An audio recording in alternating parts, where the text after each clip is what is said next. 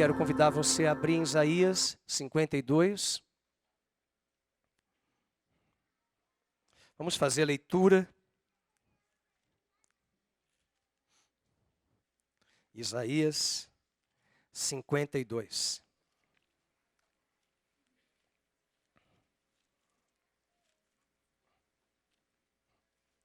Vamos fazer a leitura do verso de número 1 até o verso de número 12. Eu gostaria que a igreja lesse os versos pares e eu lerei os versos ímpares, mas eu gostaria de ler em voz alta, tá bom? Eu sei que versões são diferentes, mas vamos treinar aí a oralidade. Se você tiver dificuldade, se for uma versão muito diferente, acompanhe na tela e você consegue ler.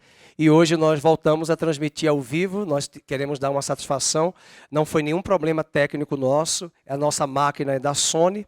E muitos cultos hoje, muitos eventos são transmitidos ao vivo pelo Facebook. O Facebook ganha uma fortuna através de transmissão. Vocês sabem que redes sociais hoje é um nicho de mercado.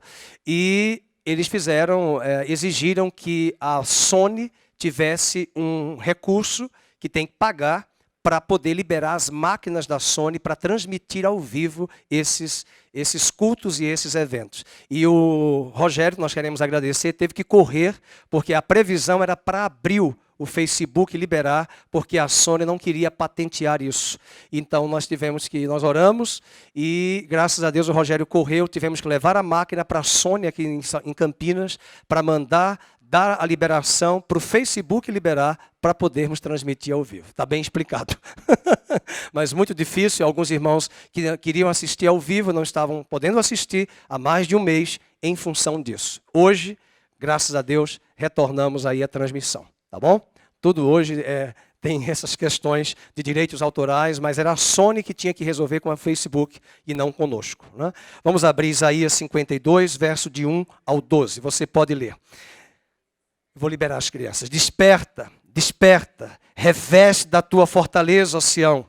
Veste das tuas roupagens formosas, ó Jerusalém, cidade santa, porque não mais entrará em ti nem circunciso, nem imundo.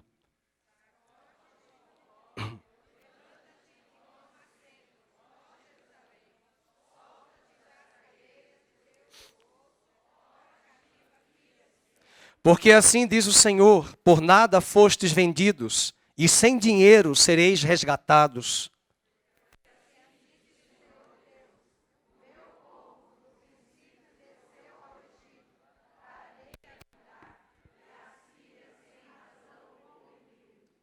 Agora que farei eu aqui, diz o Senhor, visto ter sido meu povo levado sem preço, os seus tiranos sobre ele dão uivos, diz o Senhor, e o meu nome é blasfemado incessantemente todo dia.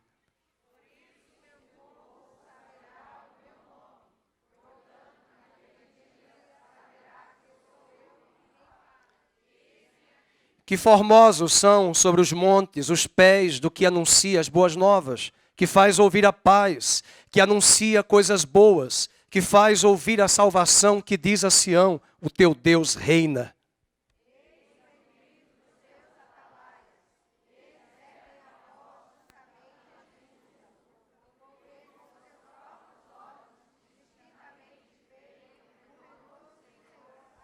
Rompei em júbilo, exultai a uma, ó ruínas de Jerusalém, porque o Senhor consolou o seu povo, remiu a Jerusalém.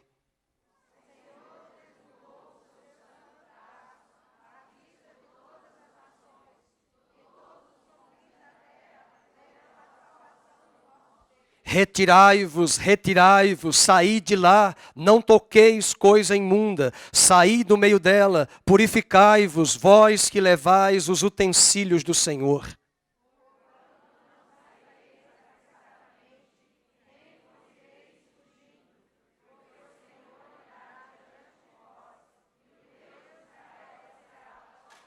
Vamos ler essa última frase, que o Senhor irá adiante de vós, e o Deus de Israel será a vossa retaguarda. Graças a Deus. Vamos orar, Pai.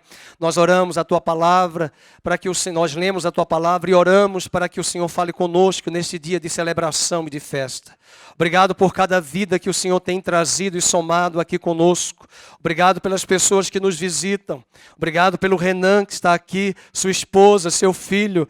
Depois de tantos anos, estamos reencontrando esta família. Obrigado pelo carinho da presença deles em nosso meio. Fala conosco nesta manhã, recebe a nossa gratidão, exorta o teu povo e consola a tua santa cidade, a Jerusalém celestial, a tua igreja gloriosa. No nome do teu Filho Jesus oramos agradecidos. Amém e amém. Você pode sentar, as crianças vão chegar, nós vamos liberá-las. Eu vou pedir que elas venham aqui. Eu não estou vendo a Andréia, está um silêncio no auditório. Olha ele, está chorando aqui, ele quer o microfone, já quer o microfone.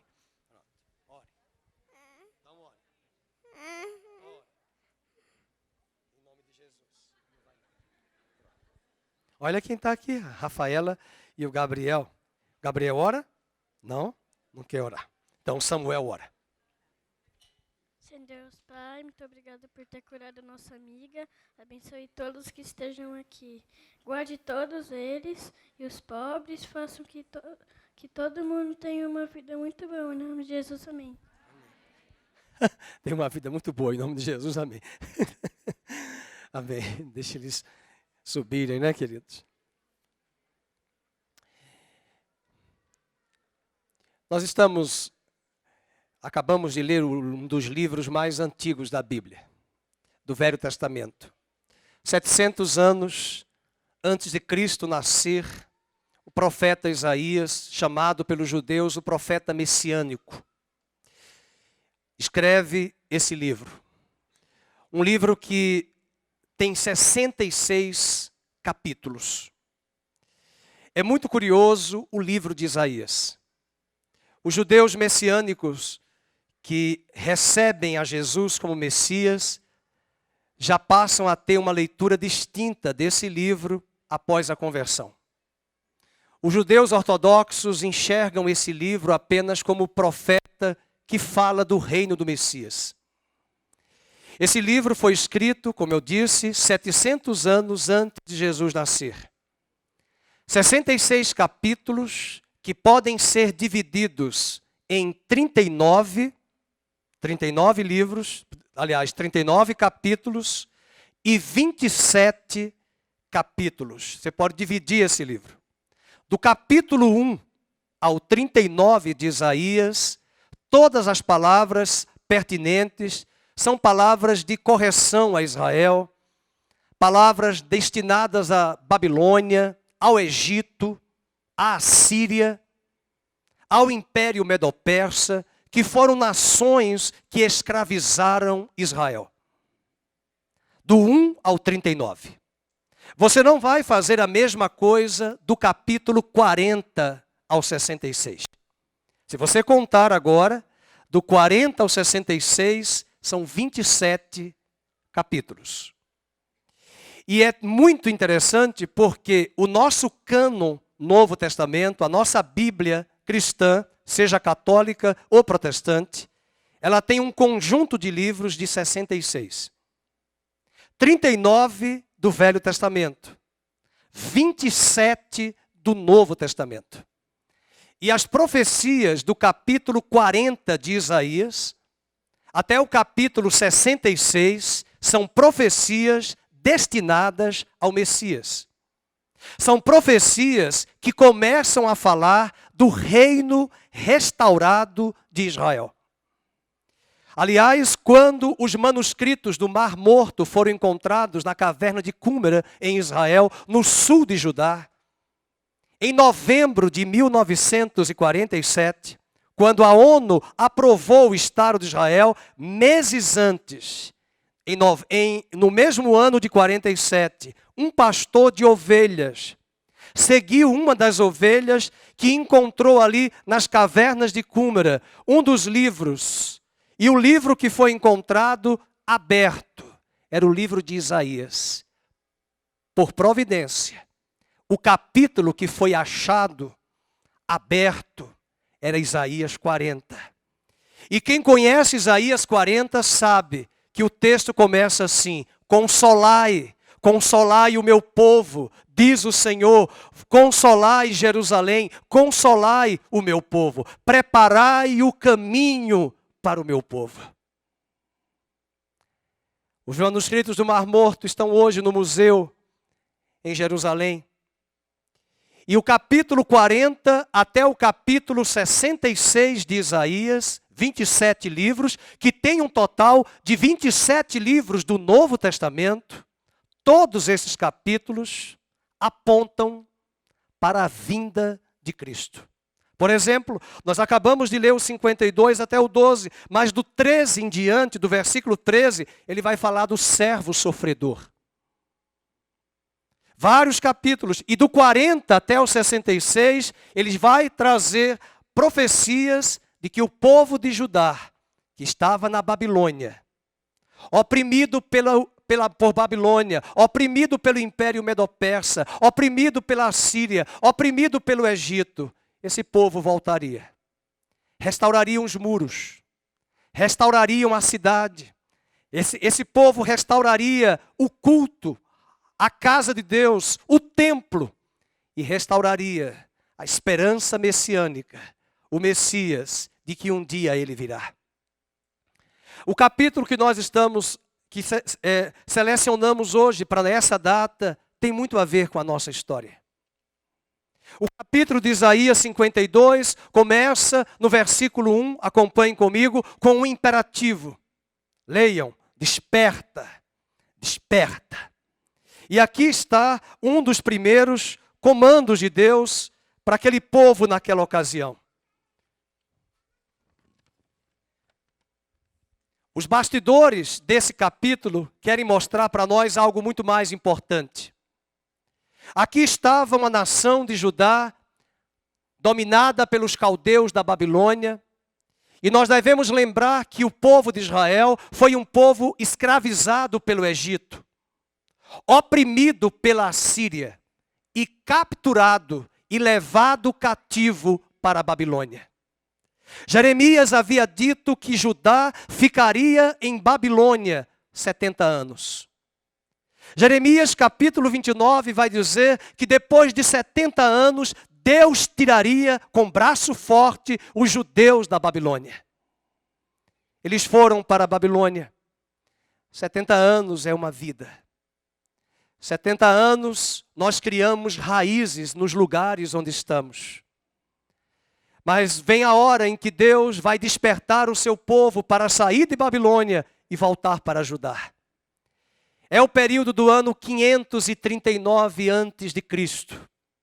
Esse ano nós estudamos os profetas Neemias, contemporâneo de Esdras, contemporâneo de Ageu, de Zacarias. E esses homens estão vivendo na Babilônia 540 anos antes de Cristo. E nesse período, Deus traz um despertamento para tirar o seu povo de Babilônia, para que o seu povo regressasse, para que o seu povo voltasse. Foi em Babilônia que eles ficaram sem templo. Foi em Babilônia que eles ficaram sem o altar.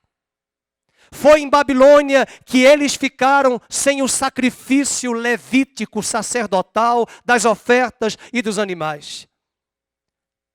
Eles foram para a Babilônia, os profetas advertiram, admoestaram, Jeremias, Oséias, Isaías, eles admoestaram, a idolatria campeava em Judá e na sua nação irmã Israel. Nação de Israel foi levada e dominada pela Síria e nunca mais a nação de Israel voltou. Eram 10 tribos. Habitavam no reino do norte. Após a morte de Salomão, o reino de Israel foi dividido em 2. 2 reinos se formaram agora: Israel, 10 tribos, Judá e Benjamim, 2 tribos. Alguns de vocês devem lembrar das histórias de Elias, de Eliseu, que eram profetas que estavam ali admoestando o rei Acabe no reino do norte. E esses profetas admoestavam diante de uma idolatria que campeava a nação de Israel. A prostituição moral, física, espiritual campeavam em toda a nação de Israel. E esses mesmos pecados foram copiados, clonados, copiar, colar pela nação co-irmã Judá. Mas Deus havia jurado a Davi que ele deixaria um remanescente fiel. Deus havia jurado a Davi que ele deixaria uma lâmpada acesa em Jerusalém e que jamais essa lâmpada se apagaria.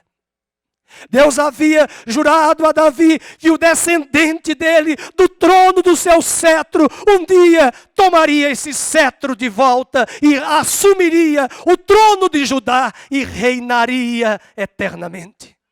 Esta era a esperança. Deus havia jurado a Davi: por amor do meu nome, eu te juro, no Salmo 89. Em 2 Samuel capítulo 7, Deus jura, o que é muito raro, porque quando Deus jura, jamais ele volta atrás. Deus havia prometido a Davi que um descendente viria, reinaria naquele trono, assumiria o trono e haveria paz a partir de Jerusalém, que está no centro do planeta Terra, chamado pelos estudiosos de história oriental no Mediterrâneo, o umbigo do planeta. E de Jerusalém sairia a lei, e de Jerusalém sairia a revelação para todas as nações da terra. Acontece que Davi morre. Seu filho Salomão assume o trono. Salomão traz um reino de paz, mas ele teve 1000 mulheres e eu fico a pensar sempre nas 1000 pensões para pagar essas 1000 mulheres.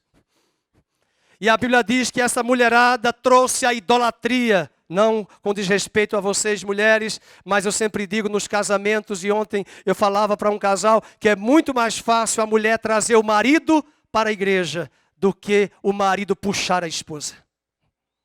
E a Bíblia diz que foram as mulheres, não todas, mas muitas dessas mulheres que eram pagãs, com quem Salomão se envolveu, que levou Salomão a trazer a idolatria, a prostituição para a casa de Deus. Salomão morre, e quando ele morre, seu filho Roboão assume o trono. Mas começa a haver uma intriga através de um homem de parentesco chamado Jeroboão I. E esse Jeroboão I vai querer usurpar o trono de Roboão. E uma luta se trava entre a dinastia de Judá, via Davi, Salomão, Roboão e Jeroboão. Jeroboão vem agora para tomar o poder de Roboão, a luta da casa de Judá com a nação do reino do norte de Israel. E é nessa hora que Deus diz: não faça isto, não entre em briga, porque esta divisão é minha. É estranho.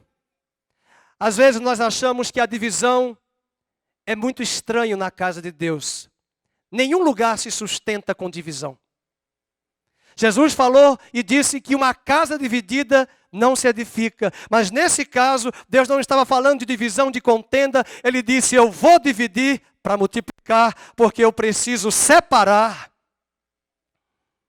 a tribo de Judá, porque eu jurei a Davi que desse cetro virá um descendente. E quando o reino é dividido, as duas nações, o reino do norte, reino do sul, reino do norte Israel, reino do sul Judá, reino do norte capital Samaria, reino do sul capital Jerusalém. Esses dois reinos vão ser narrados no livro de Reis e no livro de Crônicas, que você pode ler em casa.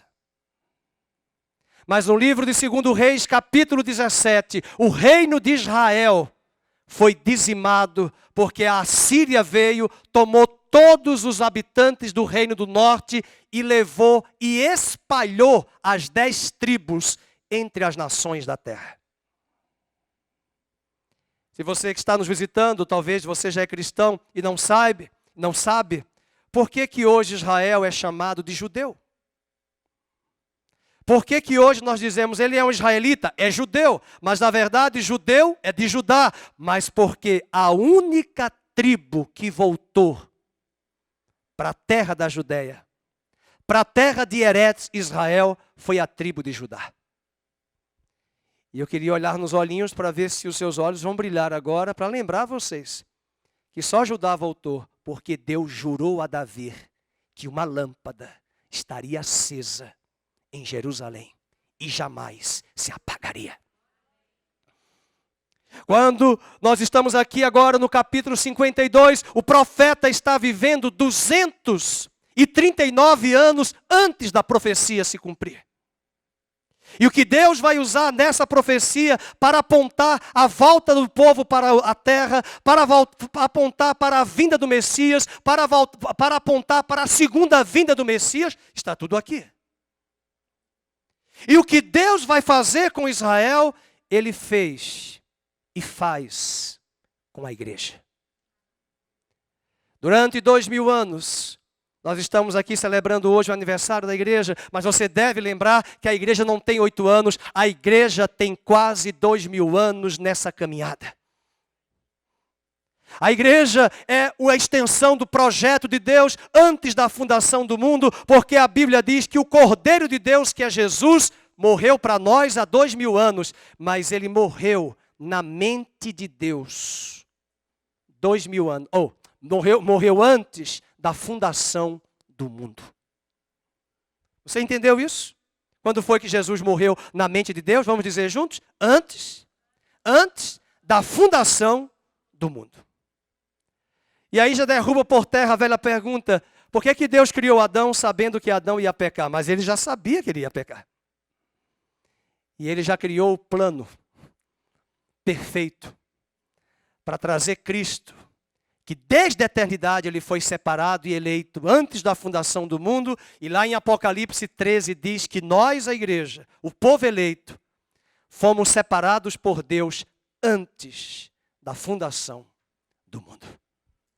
Portanto, a igreja, ela tem 2000 anos de história no mundo dos homens, no mundo temporal, mas a igreja foi prometida por Deus a Abraão: o teu descendente abençoará todas as nações da terra.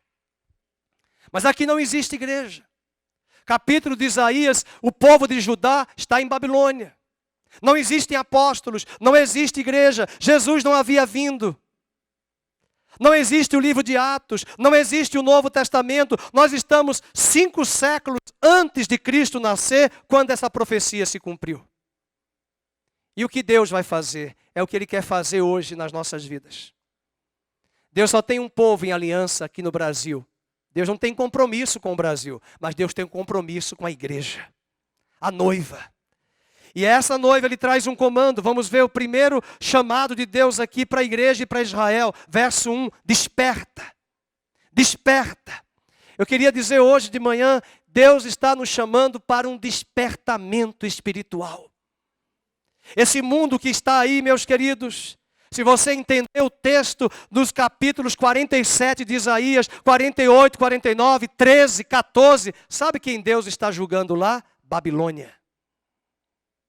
Deus está dizendo a Israel: eu vou julgar a Babilônia, eu vou destruir a Babilônia. E a Babilônia daquela época não é a mesma Babilônia do Apocalipse 18.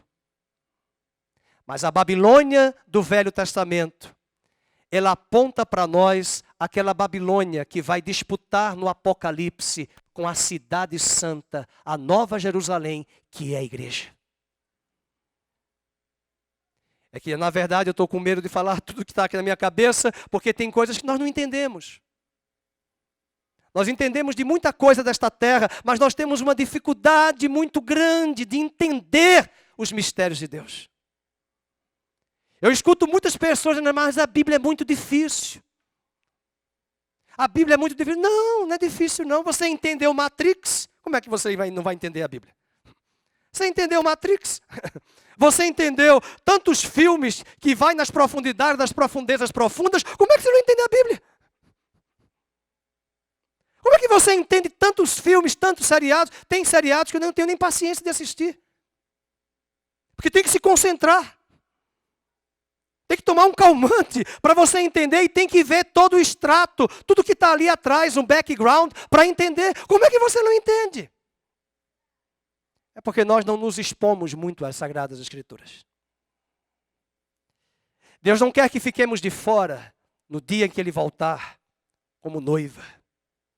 Ele não virá como ladrão para a igreja, Ele virá como ladrão para o mundo. Mas Ele virá como noivo para a sua igreja.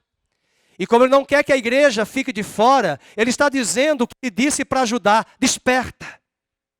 É hora de acordar, igreja. É hora de resgatarmos a nossa identidade. É hora de resgatarmos qual é o nosso papel. É hora de resgatarmos qual é a nossa missão. Eu já ouvi pregadores dizendo que a igreja está em Babilônia. A igreja já saiu de Babilônia há muito tempo. Nós estamos no século 21. A noiva está prestes a se encontrar com o noivo. A igreja ficou corrompida na Idade Média, na Idade das Trevas, na Idade da Escuridão. Se você assistiu ao filme O Nome da Rosa, se você assistiu ao filme Lutero, gravado em 2004 pela Alemanha, não deixe de assistir. A igreja estava corrompida, mas as portas do inferno não prevalecerão contra ela. O Senhor vai despertar a sua igreja. Deus não tem aliança com o Brasil, com a Argentina, com Bolívia. Deus tem aliança com o seu povo, mas não esqueçamos, nem todo Israel vivo daquela época era fiel a Deus. E Deus sempre disse aos profetas, e Paulo traz isso em Romanos, de que Deus terá um remanescente fiel dentro de todo Israel. A mesma verdade é para a igreja. Você que nos visita, você que nos assiste, você deve ficar às vezes confuso, como eu já fiquei. É tanta igreja, mas qual é a igreja verdadeira? Eu estou procurando também. Qual é a melhor igreja? Eu confesso a você que não é uma tribo, não é uma denominação, não é um lugar físico, geográfico. A igreja é aqui. A igreja somos nós. A igreja, leia o boletim, a pastoral do Ricardo Barbosa, a igreja é peregrina. A igreja não é turista, a igreja não tem lugar de pertença, a igreja não é deste mundo, ela é ET, extraterrestre. Quando alguém perguntar para você, você crê em ET? Creio, eu sou um deles. E você também. Porque nós fomos gerados, ET extraterrestre, nós fomos gerados de uma semente que não é desta terra, porque o que é desta terra é corrompida. A semente que nos gerou é do alto, é a semente do Filho de Deus, é o Verbo de Deus encarnado, que se tornou que sempre foi perfeito, sem pecado, mas na cruz se tornou pecado em nosso lugar.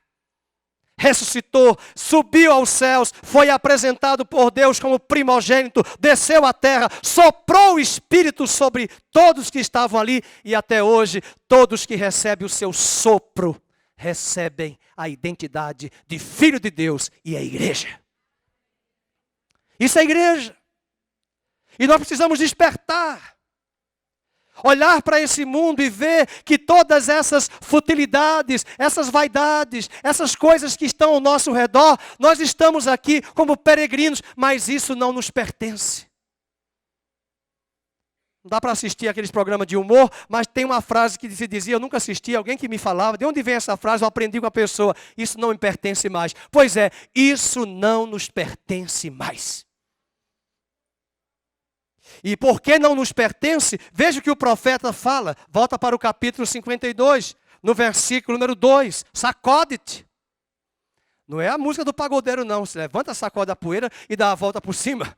Mas o versículo 2, sacode do pó. Leiam aí em voz alta. Levanta-te, toma assento. Está dizendo, Judá, sai de Babilônia. Judá, desvencilha-te. Judá, sacode a poeira. Judá, toma posição. Judá, eu te chamei para ser meu povo, nação santa, raça eleita e propriedade. Sacode-te. Sacode do pó, e pó é carne. Pó, eu aprendi aqui, quem está me ouvindo pela primeira vez, eu sou nordestino, mas já moro aqui há mais de quase 25 anos. Mas pó é carne, como alguns de vocês chamam. Alguns falam do meu sotaque arrastado, mas também eu já aprendi a falar carne. Pó é carne. Pó é comida da serpente. Pó é a natureza adâmica, terrena, caída. Pó é a nossa natureza má, perversa. Nós não somos bons, nós não prestamos. Nós estamos aqui porque a graça de Deus nos alcançou. Nós não somos melhores do que os que estão lá fora. Nós somos até piores, porque nós podemos ser hipócritas. Mas a carne, o pó, se atrela em nossa caminhada de peregrinação. Eu já fiz trabalho missionário no sertão e às vezes não tinha estrada, era só barro e o barro vinha até aqui. E como é que faz? E eu sou muito sistemático com pó, por causa de alergia. Quando faz faxina, que o pó fica no pé, sacode-te, lava-te. E para lavar, tem que ir para a torneira com água corrente, tira esse pó. E foi isso que Jesus disse na ceia com os apóstolos. Ele lavou os pés e o Pedro falou, não, me dá um banho. E ele falou, não, quem já se banhou só precisa lavar os pés.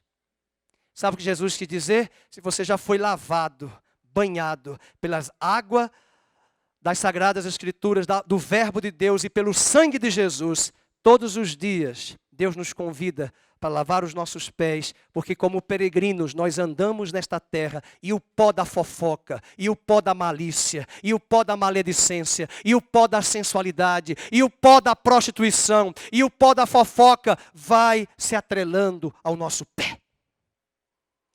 Sacode-te. Não é o pagodeiro levanta e dá a volta por cima, não, mas sacode-te. Desvencilha-te. Versículo 2, toma assento, ó Jerusalém. E ainda diz mais no verso 2, vamos ler. Solta-te das cadeias do teu pescoço, ó cativa, filha de Sião.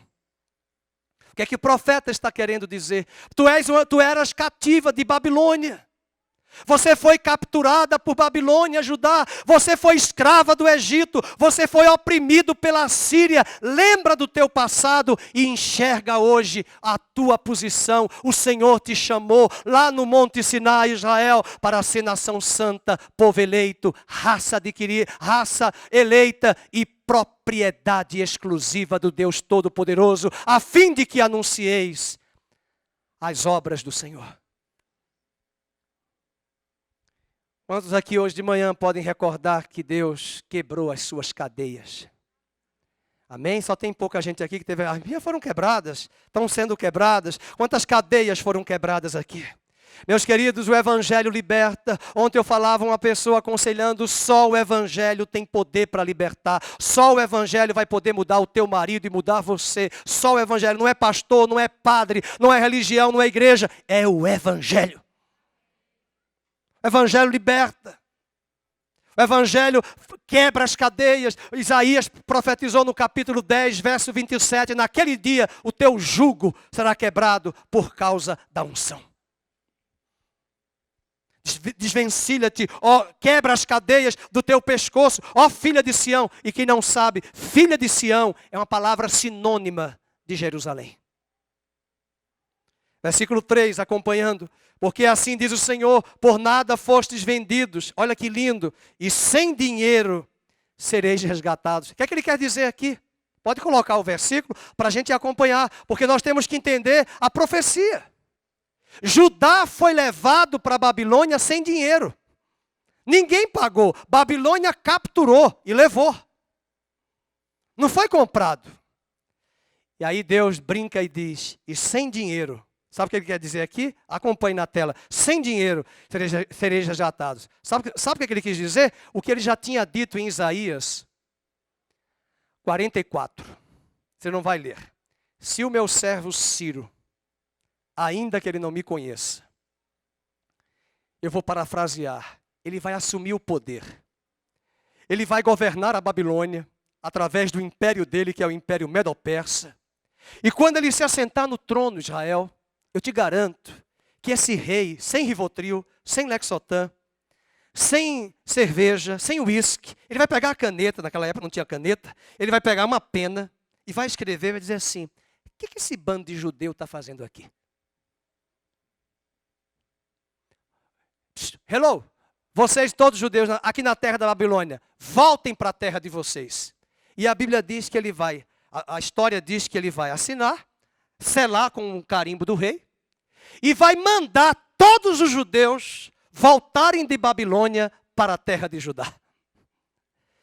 Diz a história que Ciro, que era pagão, alguém apresentou a profecia de Isaías para ele. E ele ficou estupefato porque, além de Deus dizer do que ele ia fazer, citou o nome dele 200 anos antes dele nascer. E Deus ainda falou pelo profeta Isaías, se o meu servo Ciro, ele vai fazer isso, ainda que ele não me conheça. Meu irmão, eu faço uma pergunta, Deus é ou não é soberano? Deixa eu dizer de novo, Deus é ou não é soberano?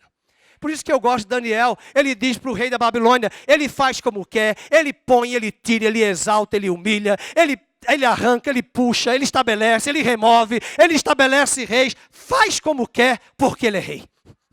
Em outras palavras, ele é soberano. Então você fique tranquilo, porque essa ansiedade, essa angústia que está aí, Deus pode colocar no coração de uma pessoa para comprar esse imóvel, para vender esse imóvel, para resolver o negócio que está atormentando você, porque Ele é soberano. Ele cria circunstâncias, Ele move, Ele remove, Ele estabelece, Ele faz como quer. E às vezes Ele não faz. Ontem alguém perguntou para mim, por que Ele não faz? Porque Ele é Deus. Ele não vai me dar satisfação. Mas eu quero que ele seja assim, mas não adianta você se espernear, porque ele não vai fazer. Mas eu quero, mas não adianta. Tem gente que quer forçar Deus e ainda quer forçar o pastor. Pastor, force Deus, mas não adianta. Você acha que Deus vai dizer, porque eu sou pastor? Imagina, não é ninguém. Quem sou eu? Não, mas o senhor é pastor, e daí? Eu vou mandar Deus, eu vou manipular Deus? Não, meu irmão. Tem 3 tipos de oração, 3 tipos de resposta. Olha a resposta de Deus. Sim, não e espera um pouco. E ele vai, pastor, eu estou cansado de esperar, mas vai ter que esperar. Quanto tempo nós estamos esperando? 3 anos. Bota mais 3. Ah, eu não quero, então não sei. Umas coisas assim, terrível, que a pessoa quer forçar Deus. Mas Deus é soberano. E Deus está mostrando aqui, sem dinheiro sereis resgatados. Sabe por quê? Porque Ciro, quem já leu a Bíblia vai lembrar. Como é que começa o livro de Esdras, hein? Como é que começa o livro de Esdras? No primeiro dia, no primeiro ano, no segundo ano do governo do rei Ciro, ele baixou um decreto no diário oficial.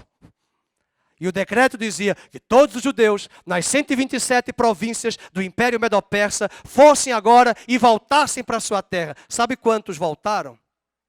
50 mil. Quantos ficaram em Babilônia? Milhares e milhares, muitos ficaram e uma minoria voltou. E o profeta está dizendo hoje para nós a mesma coisa. Deus está despertando a igreja. Deus está despertando o seu povo. Que nós estamos aqui como peregrinos, nós não somos desta terra e nós não vamos ficar nesta terra, que este mundo não nos pertence e que Ele nos chama para um reino que hoje é invisível, mas amanhã será visível. Versículo 4 diz, vamos ler, porque assim diz o Senhor Deus, o meu povo no princípio desceu ao Egito. Deus faz uma retrospectiva de Israel. Israel estava no Egito, no livro de Êxodo. Versículo 4, para nele habitar, e a Síria, leio em voz alta, sem razão, o quê? O oprimiu. O que a Síria fez? Leia em casa, 2 Reis, capítulo 17. A Síria oprimiu. O povo de Israel foi oprimido, o povo de Judá foi oprimido, e agora é Babilônia. E foi Babilônia que capturou e os levou. E eu pergunto hoje de manhã, quanta coisa, meus irmãos, tem acontecido com a igreja nesses últimos anos. Quem nos ouve há muito tempo sabe que tudo que eu digo há muitos anos, tudo que acontece com Israel físico, repercute no Israel espiritual. Embora Deus não tenha 2 povos.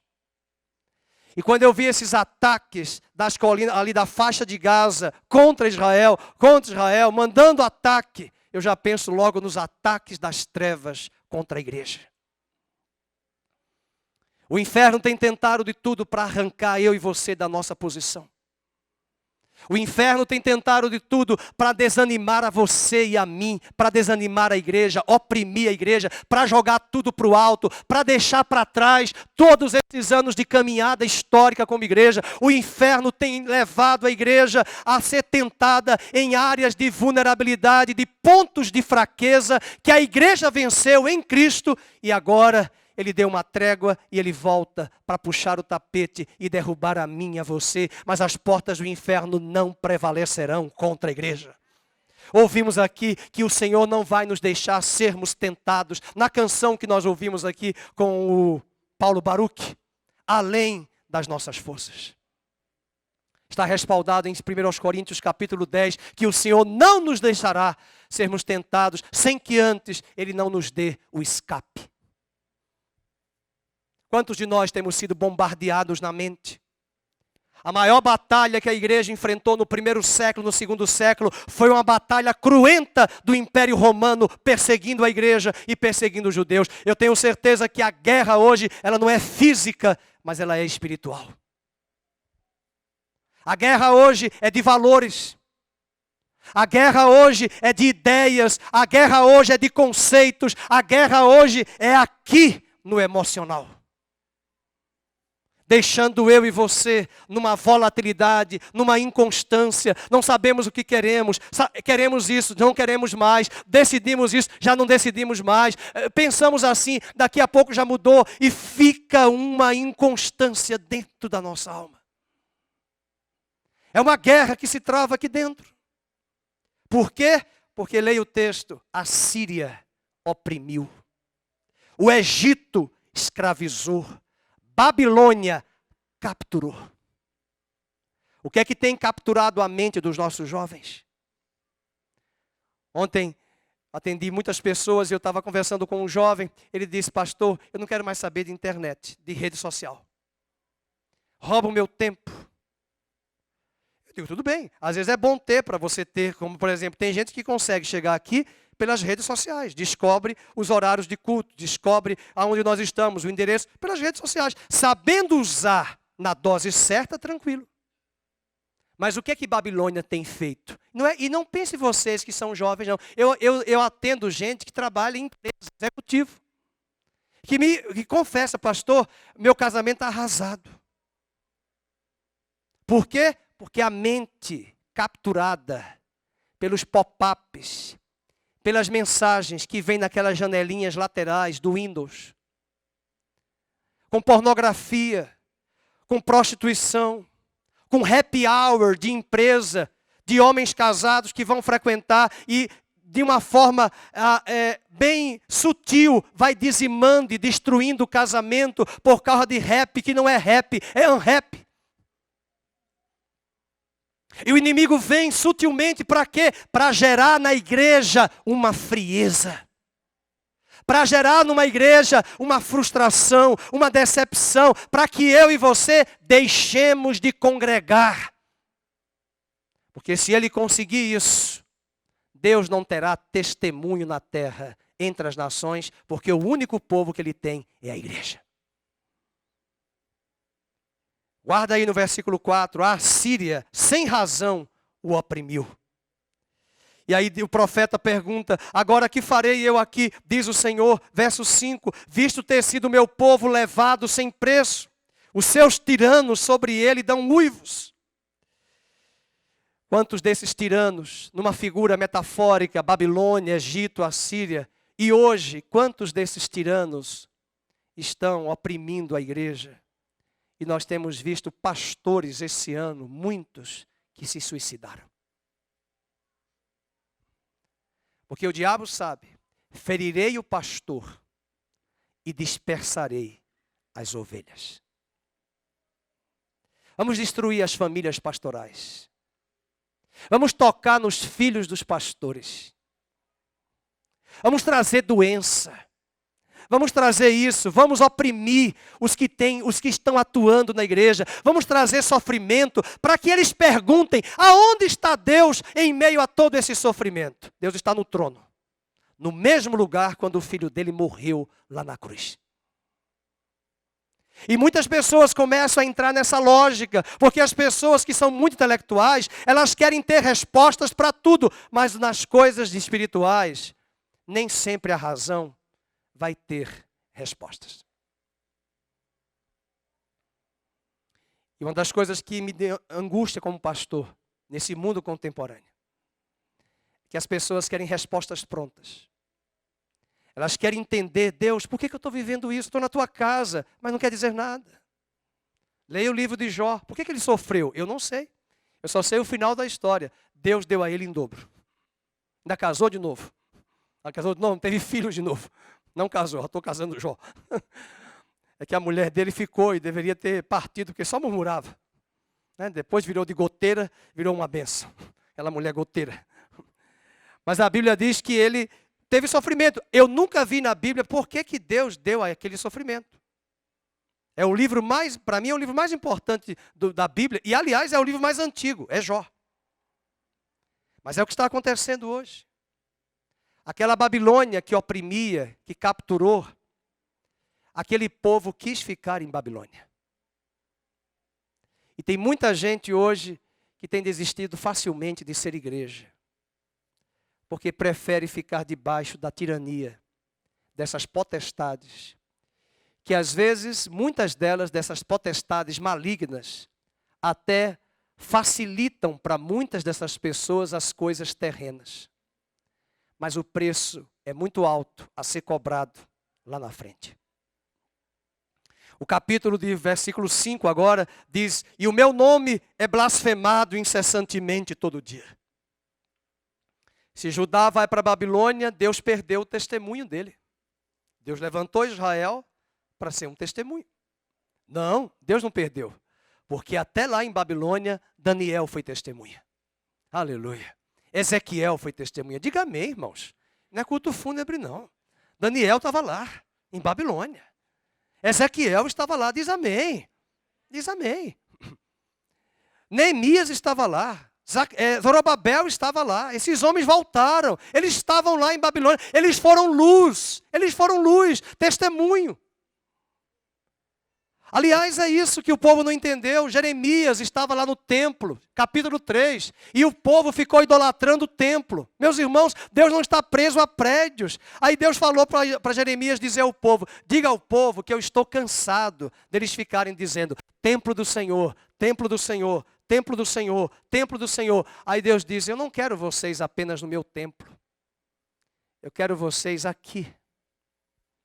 Sabe o que eu vou fazer? Eu que mandei fazer o templo, eu vou usar a Babilônia para destruir o templo. E vou jogar vocês em Babilônia. E lá em Babilônia, que é um país corrupto, ou vocês ficam mais sujos ainda, ou vocês se santificam por mim. E Daniel já começa assim no capítulo 1. Eu decidi não comer das iguarias do palácio. Ele decidiu. Eu não vou mandar você repetir, que ninguém aqui é papagaio. Mas eu diria, eu decidi. Eu decido. Você tem que decidir. E nós estamos nessa Babilônia. Mas Deus está dizendo agora em Babilônia, desperta, sacode-te, desvencilha-te, assuma a tua posição.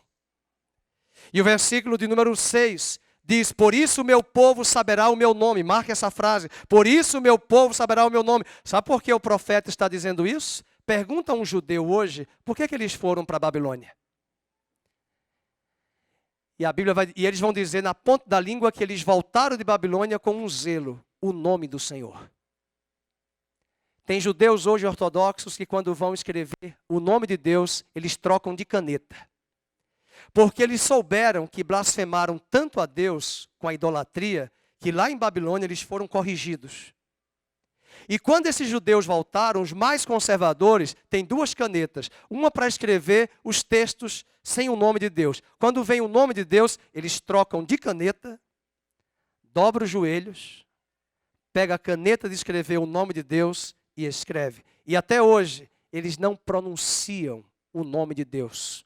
Porque foi em Babilônia que eles aprenderam o mandamento. Não tomarás o nome do Senhor, teu Deus, em vão.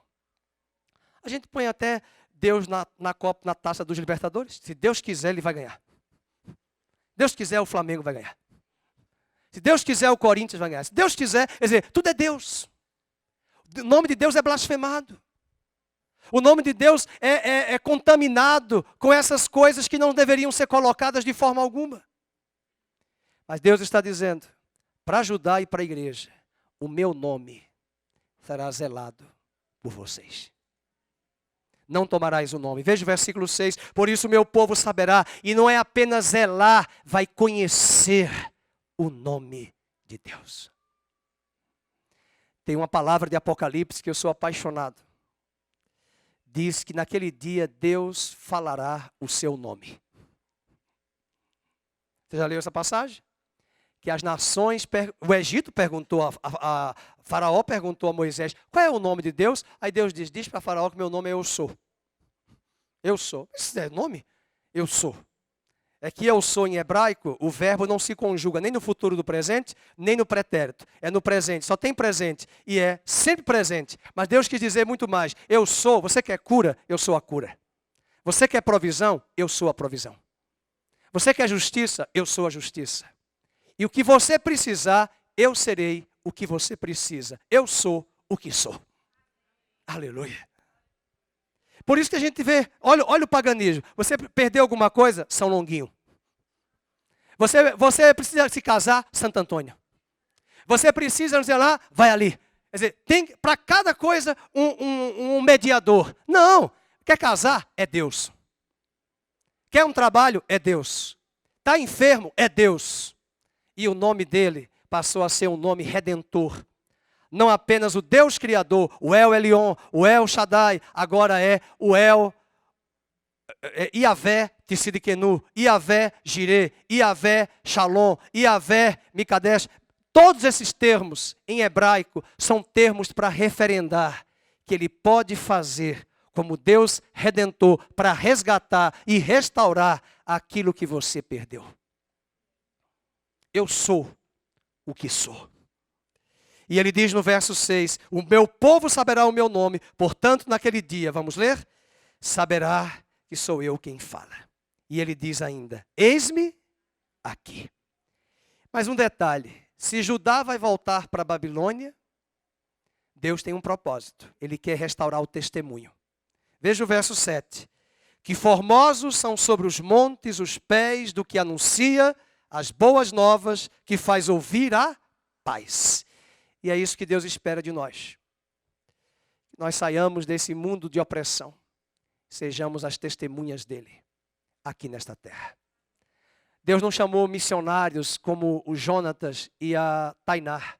Deus disse que a igreja dele é a igreja apostólica. Por que a igreja é chamada católica? Universal. Por que ela é apostólica? Porque apóstolo enviado, porque ela é enviada. E quem é enviado? Os pastores? Não. Eu e você. E para onde nós vamos? Na padaria, no mercado, na farmácia, no hospital, pregando o evangelho. Olha, a Ágata celebrou 15 anos, sexta-feira. É que ela contou o testemunho muito simples, de um coração muito simples dela. Mas ela esqueceu de dizer o ponto mais importante que muita gente não sabe. Ela é transplantada de fígado.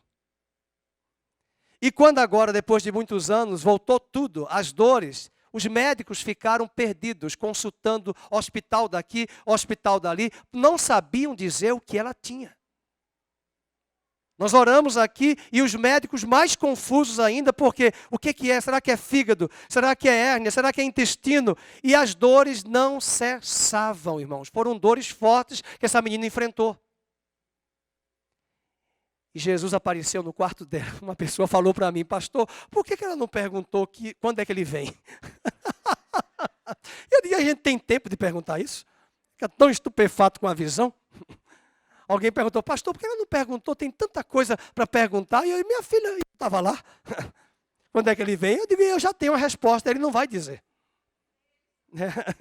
Enquanto ele estava na terra, ele não sabia. Hoje ele está no céu, ele sabe. Mas só ele sabe. No dia que alguém disser que tem, olha, vai ser tal dia, é mentira. Jesus não vai revelar. Porque ele virá como ladrão para o mundo. Mas para a igreja, ele fica despertando em mim a expectativa da noiva se encontrar com o noivo. Bem, essa noiva, esse Israel, vai dar o testemunho, vai anunciar às nações. Verso 7, que formosos são os montes, os pés do que anunciam as boas novas, que faz ouvir a paz, que anuncia coisas boas. Leiam agora, que faz ouvir a salvação, que diz a Sião, o teu Deus reina. Agora preste bem atenção que essa profecia aqui, ela é bipolar. Brincadeira, ela é dupla. Porque eu vou ler e você vai entender. Veja só, versos 8. Eis o grito dos teus atalaias. Eles erguem a voz, juntamente exultam. Quem são os atalaias? Veja que ele colocou um ponto e vírgula na metade do versículo.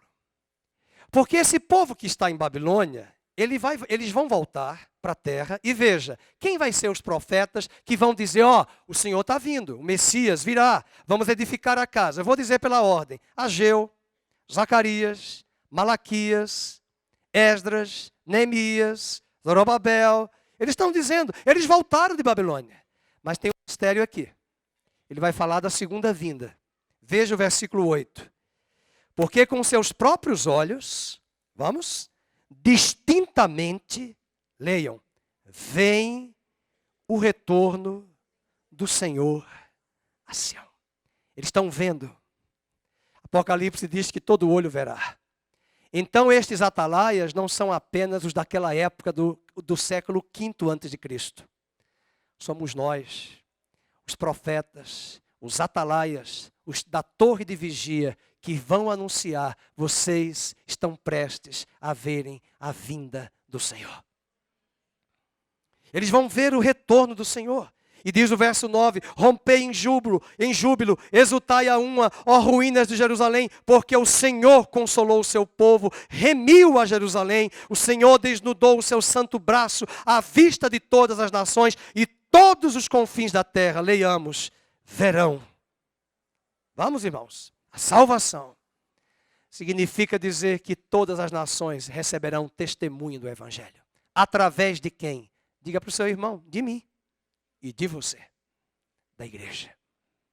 Nós vamos testemunhar as nações. E a última palavra que eu quero finalizar é que nós precisamos entender que para fazermos isto, não vamos fazer de qualquer jeito.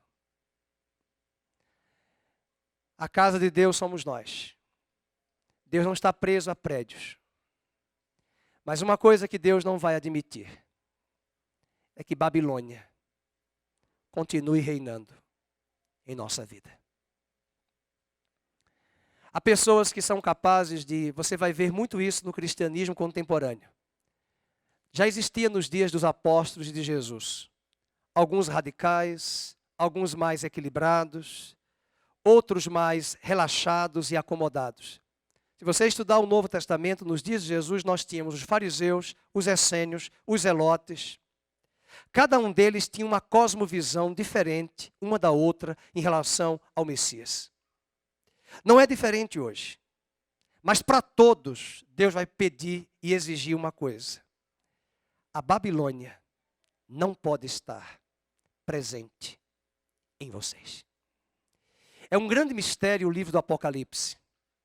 A Babilônia do capítulo 18 não é o Iraque e a Babilônia do Velho Testamento. É um sistema de valores contrários à palavra de Deus. E eu não quero dar uma de santo, porque nós somos santos, buscando a santidade. Todos nós estamos envoltos em Babilônia. Os valores de Babilônia estão em nossas mentes. Os valores de Babilônia estão nesse sistema que nós estamos inseridos. Mas se nós encararmos a nossa vida cristã como peregrinos, nós não vamos estar apegados a nada desta terra. Estudamos o ano passado Hebreus, e esse ano Hebreus, primeiro semestre, e nós aprendemos aqui que o autor de Hebreus diz que nós somos peregrinos. E que tudo que esse mundo se apega em Babilônia, vai chegar uma hora que Deus vai sacudir. E quando Ele sacudir, é para que o que é inabalável permaneça. mas o que é abalável seja jogado fora. Significa dizer para nós que nós somos desafiados a buscarmos hoje, de manhã, nesse dia de festa, a nossa identidade, resgatar a nossa missão, a nossa função, resgatar a nossa cosmovisão de que nós estamos em Babilônia, mas nós não somos de Babilônia e aguardamos a nova cidade santa que em breve será estabelecida na terra como seu reino. E o texto diz no verso 11, vamos ler em voz alta: retirai-vos, é imperativo, retirai-vos, leiam, saí de lá, não toqueis coisa imunda, saí do meio dela, purificai-vos, vós que levais os utensílios, nós que trazemos os móveis da casa de Deus. E Apocalipse termina dizendo uma frase muito importante: os que são sujos, sujem-se mais. Os que são limpos, purifiquem-se mais. Saiamos de Babilônia. O que é Babilônia para você pode não ser para mim, mas é Babilônia. Nós não temos que estar vasculhando os pecados de ninguém, nós precisamos olhar quais são os nossos pecados. Deus quer levantar como levantou em Israel, Judá, voltar para a terra, restaurar a cidade, restaurar os muros, restaurar o culto, restaurar o testemunho. As nações. Ele fez isso com Judá. O Messias dele veio na primeira vinda. Estamos aguardando a segunda vinda. E antes que ele venha, o imperativo é o mesmo: desperta, sacode-te, desvencilha-te, retirai-vos, saí de Babilônia e zelem e conheçam o meu nome. E finalizo com o verso 12, você lerá comigo em pé esse versículo. Vamos ler. Porquanto, ninguém vai sair daqui apressado, o profeta diz assim, né? Vamos ler? Portanto, porquanto não saireis apressadamente, nem vos ireis fugindo, porque o Senhor irá diante de vós, e o Deus de Israel será a vossa retaguarda. O Senhor vai contigo. O Senhor vai conosco, à nossa frente. Amém? Quero chamar aqui os pastores, todos os pastores, convidar aqui, nome por nome, pastor Felipe, pastor Aníbal, pastora Vânia. Quem eu chamar, por favor, venha. Pastor Ricardo, pastor Amabe, pastor Adair, pastor Carlos. Quero convidar também a Patrícia, os adolescentes, todos os professores da escola dominical, venham aqui. Quero chamar o Esdras, Felipe. O Rogério está ali filmando, mas eu não vou sair daqui, pode deixar. O pastor vai ficar stand-by. Não vou sair da posição. Quero chamar uma pessoa que tem sido uma guerreira para a nossa igreja, uma pessoa que a gente pode contar, a Andréia. Cadê ela? Alguém chame ela, por favor. E a equipe da cozinha. Quero chamar o Valdir, toda a equipe da diaconia. Por favor, venham aqui. Quero chamar o Roberto, o Gustavo, a Cidinha. A Cidinha está aqui, por favor. Venham todos. Todos os ministros, os meus irmãos da diaconia. Toda a equipe de louvor que estiver aqui presente, por favor, venham. Todos os instrumentistas, por favor. Todos os líderes de ministério, por favor, venham. De grupo de comunhão, por favor, podem vir. Que o Senhor guarde a plataforma. Um dia desse eu vi. Quero chamar a Mônica, a Rita, que também trabalha no bazar. Por favor, podem vir. Venha, pode vir com as irmãs. Quem mais que poderia também? A gente pode terminar pecando por omissão, né? A Lucileia, as irmãs trabalham no Ministério das Mulheres. Podem vir. Vem cá, querida. Vamos orar. Vamos dar uma salva de palmas para esses amados irmãos. A Andréia está faltando. Sim, vamos lembrar. Amém? Vamos orar pela igreja. Oi, querido. Quem? O pessoal da mídia. Eu chamei o pessoal da mídia. A Juliana está ali tirando uma foto. Vamos tirar uma foto sem microfone, né? Nós queremos orar agradecendo a Deus. Eu não estou vendo a Andréia, pessoal, aqui. Aqui. Pelo amor de Deus. Está um silêncio, né? Eu não falei nada, você que falou. Né, pastor, quer falar? Alguma coisa? Não. Vamos orar. Ah, está com cílio postiço, né? Amém. Está com cílio postiço. É brincadeira, né? Amém, queridos? Eu queria agradecer a Deus pela vida dos irmãos. Os irmãos têm somado conosco.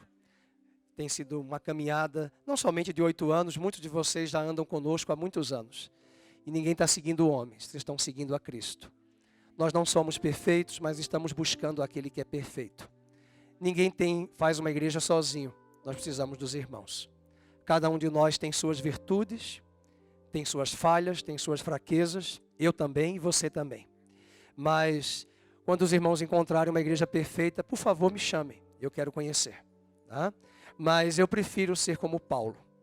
Na minha fraqueza, o poder de Deus se aperfeiçoa. Eu não sou partidário daqueles que comparam igrejas. Existem igrejas diferentes. Existem igrejas tão estranhas porque Deus também faz coisas estranhas. Então nós não temos poder para estar comparando igreja. É lógico que a nossa mente humana compara. A gente sempre quer mais. E o grande perigo é nós só valorizarmos as pessoas e a igreja quando nós perdemos. Que nós não venhamos passar pela experiência de perdermos para depois valorizarmos. Eu não estou falando apenas de pastores, eu estou falando de pessoas. De pessoas. Nós precisamos se dar. A igreja não pode pensar como cartão de débito, só debitar. Até aconselhando casais novos, eu tenho dito para muitos deles, não parta para um casamento só para colher, é preciso se dar. Deus se deu por nós. E a Bíblia diz, nós ouvimos domingo passado sobre isso, o amor cobre uma multidão de pecados. E na prática nós sabemos que nós só valorizamos as pessoas depois que nós perdemos. Não precisamos passar por isso, queridos. Ame a igreja. Eu sou apaixonado pela igreja de Cristo. Eu sou apaixonado pela igreja.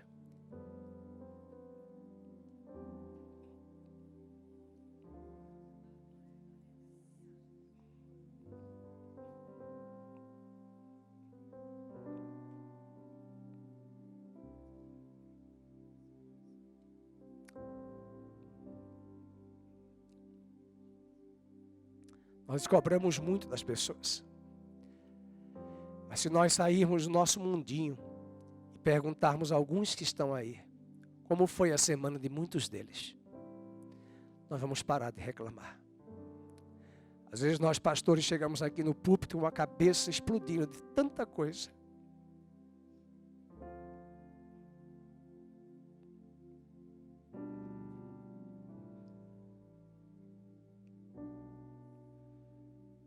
A cabeça ontem estava a mil, pensando em muitas coisas de tanta gente que eu atendi.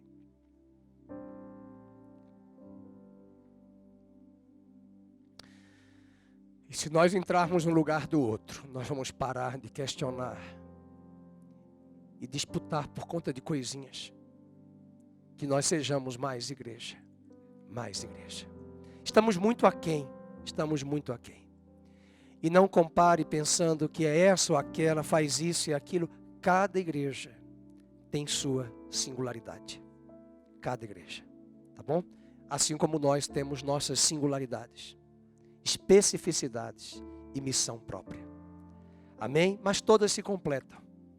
E todo mundo aqui sabe quantos de nós, como igreja, nós já ajudamos missionários que nunca foram membros da nossa igreja.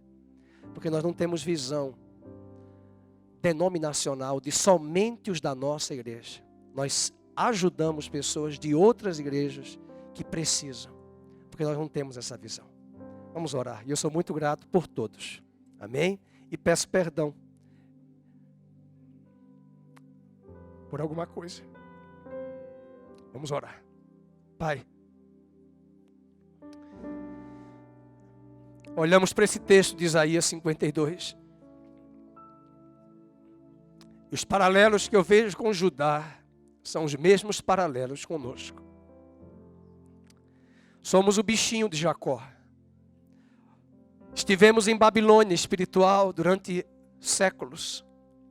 Mas a trombeta já tocou no século XVI, a reforma, para sairmos de Babilônia.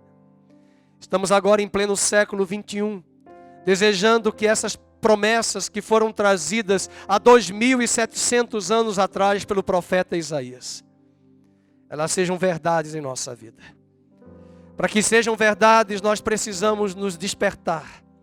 Para que sejam verdades, nós precisamos nos sacudir de todo o pó que se assenta sobre as nossas vidas. Para que sejam verdades, é preciso nós sairmos e assumirmos a nossa posição. Não apenas domingo de manhã e domingo à noite, mas durante a semana, sendo uma carta viva, um testemunho vivo aonde nós estamos. Quero orar por cada pessoa aqui presente dessa igreja que tem somado conosco. Cada um tem seu papel, sua contribuição. E eu quero honrar a tua igreja aqui presente, os irmãos que estão aqui no santuário e toda essa equipe aqui presente, para que o Senhor fortaleça. Dê a cada um deles ânimo, graça, disposição. E o melhor pedido que nós podemos fazer hoje é que naquele dia nós sejamos achados aprovados e não reprovados. Nós não estamos aqui como crianças pequenas, pensando em bênçãos, em coisas materiais. O pedido mais importante que queremos é naquele dia sermos achados fiéis e aprovados diante de Ti. Ficaremos constrangidos e vergonhosos naquele dia quando os Teus olhos se dirigirem a cada um de nós e tivermos que baixar a nossa cabeça de vergonha por tantas coisas que fizemos erradas e por coisas que poderíamos ter feito muito mais. Mas que naquele dia o Senhor nos dê graça de sermos achados leais e fiéis a Ti. Como anjo desta igreja, chamando com todos os pastores desta igreja, nós levantamos as nossas mãos e dizemos para todo o rebanho e para toda a igreja universal espalhada por sobre a terra, que o Senhor te abençoe e te guarde. Que o Senhor faça resplandecer o seu rosto sobre ti. Que o Senhor tenha misericórdia de ti. Que o Senhor sobre ti levante a luz do seu rosto e te dê a paz. Que o amor de Deus, a graça bendita de Cristo e a doce consolação do Espírito Santo seja sobre todos, hoje e sempre, no nome de Jesus. Amém e amém e amém. Dê uma salva de palmas.